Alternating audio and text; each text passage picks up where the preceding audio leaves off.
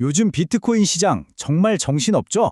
가격이 막 롤러코스터를 타는데 오늘 이 혼란스러운 상황, 그 뒤에 대체 뭐가 있는지 저희랑 같이 한번 제대로 파헤쳐 보시죠. 자, 바로 본론으로 들어가 볼게요. 지난주 시장은 정말이지 한편의 드라마 같았습니다. 한 주를 79,000달러로 기분 좋게 시작하나 싶더니 갑자기 62,900달러까지 뚝 떨어졌어요. 그러다가 또 간신히 69,000달러 선까지 올라오는 정말 아슬아슬한 모습을 보여줬죠. 이게 어느 정도냐면요. 고점에서 저점까지 진짜 며칠 사이에 무려 16만 1,000달러가 그냥 사라진 거예요. 이 숫자를 보면 아마 많은 투자자들이 딱 한 가지 생각만 했을 겁니다. 아니 도대체 무슨 일이 벌어지고 있는 거지? 다들 이 생각하셨죠. 그 답을 찾으려면요. 단순히 가격 그래프만 봐서는 안 됩니다. 그 이면에 있는 시장을 쥐고 흔든 보이지 않는 힘들을 지금부터 하나씩 뜯어봐야 합니다. 이번 혼란, 이게 그냥 한 가지 이유 때문이 아니에요. 뭐랄까, 퍼펙트 스톰 같았다고 할까요? 투자자들의 공포 심리, 그리고 시장에 새로 등장한 새로운 규칙, 여기에 기술적인 불확실성까지 이 세 가지가 정말 절묘하게 맞물리면서 폭풍을 만들어낸 거죠.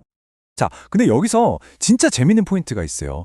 이 세 가지, 그러니까 투자자 심리, ETF 같은 새로운 금융상품, 그리고 차트 분석, 이게 따로따로 논 게 아니라는 거예요. 서로가 서로에게 영향을 주면서 이 변동성을 훨씬 더 키워버린 거죠. 첫 번째부터 볼게요. 바로 투자 심리입니다. 비트코인이 여기는 지켜야 한다는 중요한 가격대를 못 지키고 무너지니까 사람들 마음속에 신뢰 대신에 엄청난 공포가 그 자리를 차지해버린 겁니다. 시장 전체를 덮어버릴 만큼 강력한 파도였죠. 그리고 두 번째, 이게 정말 중요한데요. 잘 들어보세요. 시장에 기계적 압력이라는 우리가 예전에는 잘 보지 못했던 새로운 힘이 등장했다는 겁니다. 이게 왜 중요하냐면요. 시장의 판이 바뀌고 있다는 신호거든요. 보세요. 왼쪽의 전통적인 시장은 어땠나요? 좋은 뉴스가 나오면 오르고 투자자들이 불안해하면 떨어지고 뭐 이런 식이었잖아요. 근데 오른쪽의 ETF가 만들어내는 압력은요. 그런 감정이나 뉴스랑은 전혀 상관이 없어요. 그냥 시스템적으로, 기계적으로 매도 물량이 쏟아져 나올 수 있다는 거죠. 이게 바로 지금 시장의 룰을 바꾸고 있는 아주 중요한 새로운 변수입니다. 마지막 세 번째는요. 소위 전문가라고 하는 사람들조차 지금 의견이 하나로 모이질 않고 있다는 겁니다. CME 갭을 채워야 한다는 등 여러 기술적인 논쟁들로 분석가들끼리도 팽팽하게 맞서고 있어요. 이러니 시장 참여자들 입장에서는 그래서 앞으로 오른다는 거야 내린다는 거야 하고 더 헷갈릴 수밖에 없죠. 불확실성만 커지는 상황입니다.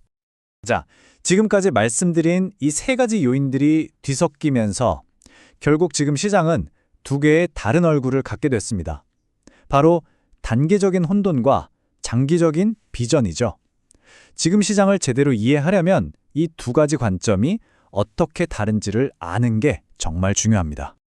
단기적으로만 보면 어때요?